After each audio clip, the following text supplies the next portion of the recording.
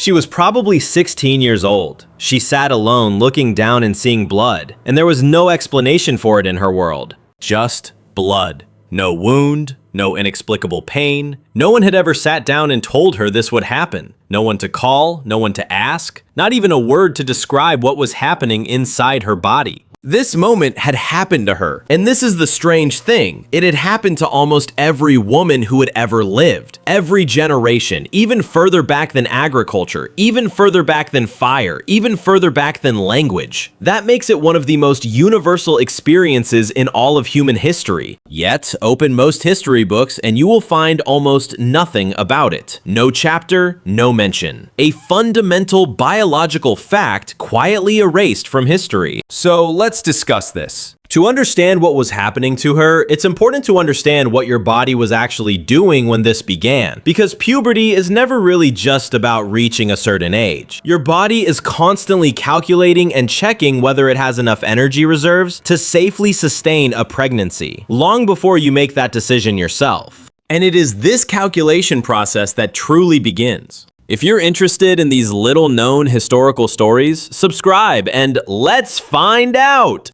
Think about your body for a second. It's not just growing on a timer. It's running numbers constantly in the background without you ever noticing. That's really what puberty is, not a birthday. Not a switch that flips at a certain age. It's your body acting like an accountant, checking whether there's enough energy in reserve to safely fund something as expensive as a pregnancy. And pregnancy is expensive. Carrying a child, then feeding it afterward costs an enormous amount of energy. So your body doesn't just guess, it waits. It watches your fat stores. Because fat isn't just extra weight sitting there doing nothing. Fat is stored energy. It's backup fuel. And your reproductive system treats it almost like a bank balance it refuses to spend below. This idea comes from research by scientist Rose Frisch back in the 1970s. She proposed that a woman's body needs to reach roughly 17% body fat before menstruation can even begin. Below that number, the body essentially says, not yet, not enough in reserve, too risky.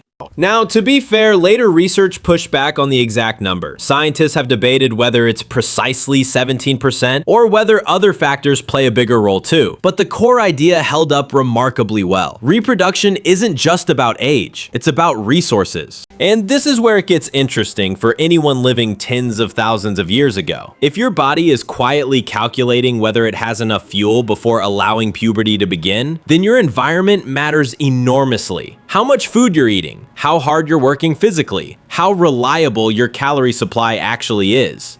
A modern teenager eating regularly, moving moderately, rarely facing real food scarcity is going to hit that energy threshold fairly early. But someone living a hunter-gatherer lifestyle, walking for miles daily, burning through calories just to survive, dealing with unpredictable food supply, that same threshold could take years longer to reach. This isn't just a random biological quirk either. It makes sense from a survival standpoint. A body that triggers pregnancy before it can actually support one isn't doing itself any favors. Nature seems to have built in a kind of safety check. Wait until there's enough surplus. Wait until the odds of survival for both mother and child actually look reasonable. So before we even get to the moment itself, this one is worth remembering. The age puberty begins was never fixed. It was written by circumstance, by environment, by how much energy a body could actually spare. So if puberty really is about energy, not age, when did it actually start for someone living tens of thousands of years ago? Later than you'd probably guess. Later, not earlier.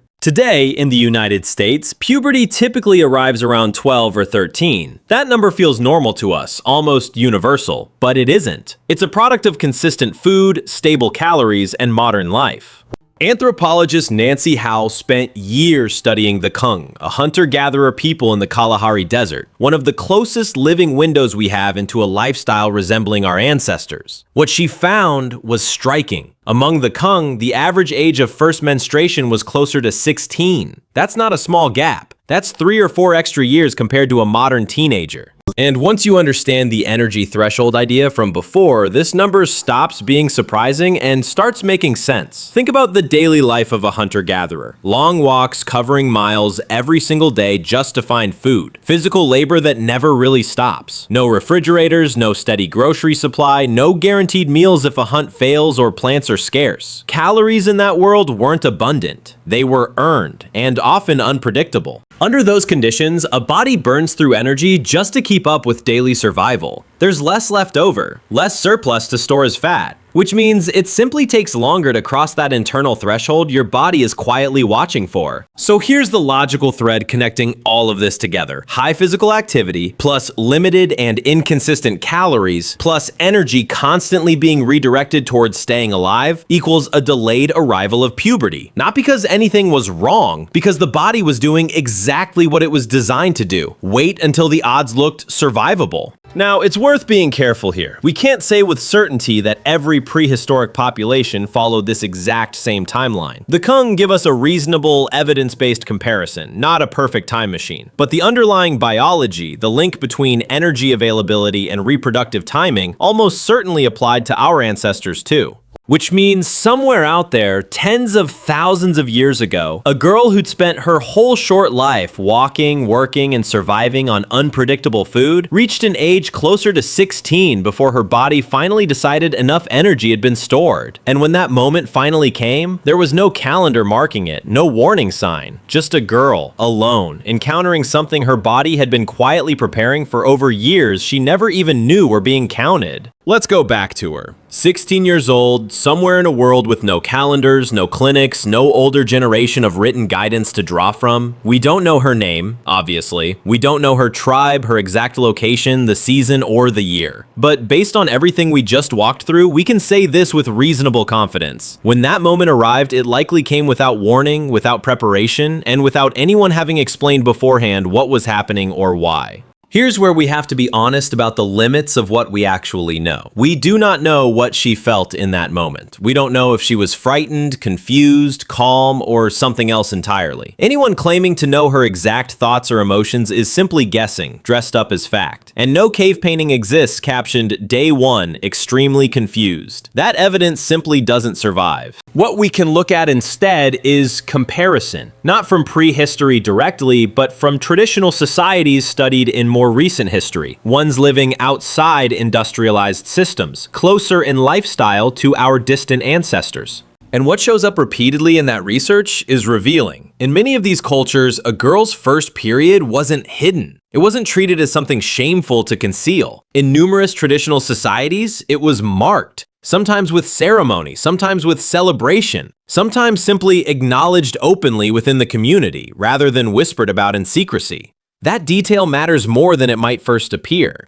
It suggests something important. The instinct to hide this, to treat it as embarrassing or unspeakable, isn't necessarily hardwired into human nature. It looks more like a relatively recent cultural habit, one that industrialized societies developed and normalized rather than some universal law written into our biology. Which flips a common assumption on its head. We tend to imagine prehistoric life as more primitive, more silent, less equipped to handle something like this openly. But the evidence from comparable traditional cultures points the other way. Silence and shame may be the modern invention here, not the ancient default. So picture her again, alone, in that moment, without an explanation, waiting for her. We can't know exactly what came next. Whether an older woman found her shortly after, whether her community had its own version of acknowledgement built into daily life. What we can say is this: the isolation of that first moment doesn't necessarily mean isolation continued afterward. History, it turns out, may have handled this with far less shame than we assume today.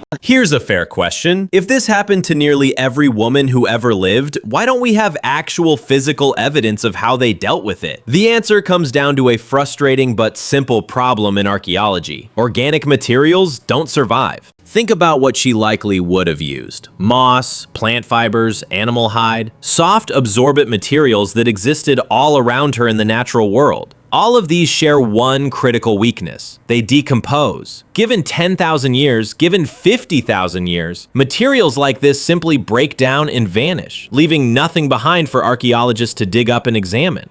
Compare that to stone tools. A flint blade can survive for hundreds of thousands of years because stone barely degrades. That's precisely why so much of what we know about prehistoric life comes from tools, bones, and hearths. The durable stuff. Anything soft, anything organic, anything that would have been used for something like menstruation essentially disappears from the archaeological record almost immediately in geological terms. So does that mean we know nothing? Not exactly. We can build reasonable hypotheses based on logic rather than direct evidence. We know these same materials, moss, soft plant fibers, hide, were used elsewhere for related purposes. Wound care, for example, padding, absorbing liquid. If a material was already being used to soak up blood from an injury, it's a logical assumption that similar materials could have served a similar function here.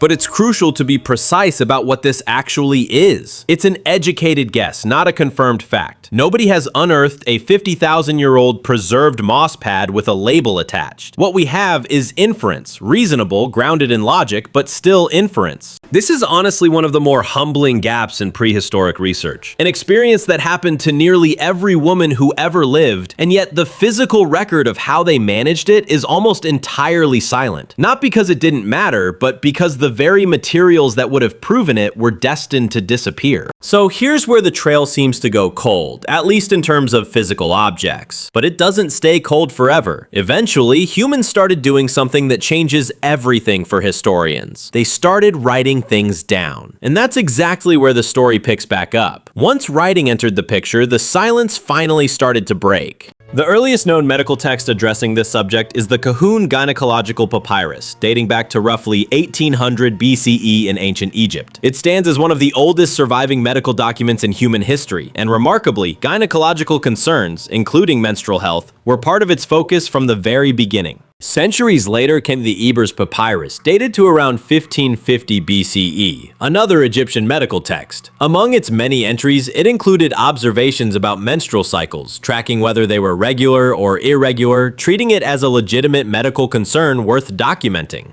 Then, jumping forward to the 1st or 2nd century CE, we reach Cyrannus of Ephesus, a physician whose 4-volume work, simply titled Gynecology, went into remarkable detail about women's health. Among his recommendations was something that sounds almost startlingly familiar today: rest during periods of menstrual discomfort. Read that again, a recommendation from nearly 2,000 years ago, and it sounds like something a doctor might casually mention now. What this timeline reveals is important. The moment humans gained the tools to write, menstruation wasn't treated as an unspeakable taboo. It was documented, studied, and taken seriously as a legitimate area of medical knowledge, right alongside everything else the body does. Here's what strikes me most about this whole story. We often assume shame around this topic is just how humans have always felt, but the evidence keeps pointing somewhere else entirely. Ancient physicians wrote about it openly. Traditional cultures celebrated it. The silence we associate with this topic today looks less like human nature and more like a habit picked up somewhere along the way, one that modern industrial society reinforced far more than prehistory ever did. It makes you wonder what else we've quietly mislabeled as the way things have always been, when really it's just the way things became recently. Sometimes the most ancient perspective on a subject turns out to be more open, more matter-of-fact than the modern one we've inherited without questioning.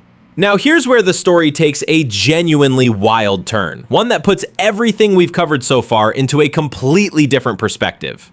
Given everything we know, ancient medical texts discussing this openly, traditional cultures marking it with ceremony rather than shame, you'd assume that by the time we reach the modern era, humanity would have figured out practical, accessible products for managing menstruation. Something simple, something obvious. We hadn't, not even close. In 1896, a product called Lister's towels hit the market, one of the first mass-produced disposable sanitary products in history. By this point, humans had already invented the printing press, sent messages by telegraph, and were building early automobiles, and yet Lister's towels essentially flopped. Why? Not because the product failed technically, it failed because Victorian society treated the entire subject as too shameful to even acknowledge in public. Women reportedly felt embarrassed simply purchasing it in stores. A product designed to solve a basic biological need collapsed under the weight of cultural stigma, not practical failure. Progress ironically came from an unexpected place: war. During World War I, nurses treating wounded soldiers noticed something almost by accident. A material called cellulose, originally developed as surgical dressing, absorbed liquid far more effectively than traditional cloth. Nurses began repurposing it for their own personal use. That practical discovery on the battlefield quietly laid the groundwork for the modern sanitary pad industry. Then, in 1931, Dr. Earl Haas patented a tampon design featuring a cardboard applicator. His invention eventually became commercially available under the brand Tampax, launching to the public in the mid-1930s. Sit with that timeline for a second. Menstruation itself has existed for hundreds of thousands of years, as long as women have existed. Yet the modern products we now consider basic necessities are less than 130 years old. Most of that timeline exists within the memory of a single family across a few generations. Hundreds of thousands of years on one side, less than a century and a half on the other. That gap is almost impossible to fully process. For the overwhelming majority of human history, no product existed at all. Not because the need wasn't there, it clearly always was, but because shame, not lack of innovation, kept practical solutions from reaching the people who needed them most. Which raises an uncomfortable point worth sitting with. It wasn't a lack of technology holding progress back. Humanity had already conquered flight by the time modern sanitary products found real traction. It was culture, silence, and embarrassment that delayed something this basic for so unnecessarily long. Let's go back to her one last time. 16 years old, no warning, no explanation waiting for her. Just a moment her body had been quietly preparing for over years she never knew were being counted. Here's what we know now that changes how we see her. She wasn't alone in the way we might assume, not really. She was standing at the start of a chain stretching back hundreds of thousands of years and forward through every generation that followed. Countless women in countless places encountering that exact same moment, often with no one to explain it, no product to reach for, nothing written down to prepare them. And somehow, they managed. Generation after generation, quietly, without instructions, without modern convenience, they figured it out and passed on what they could to the next. That's not a small thing. That might be one of the most enduring, least told threads running through the entire human story. Resilience that left almost no trace, precisely because it never needed applause to keep going. She never got an explanation, but her story, and the story of every woman like her, just got told. If this kind of hidden history matters to you, subscribe because there are more stories like hers still waiting to be uncovered.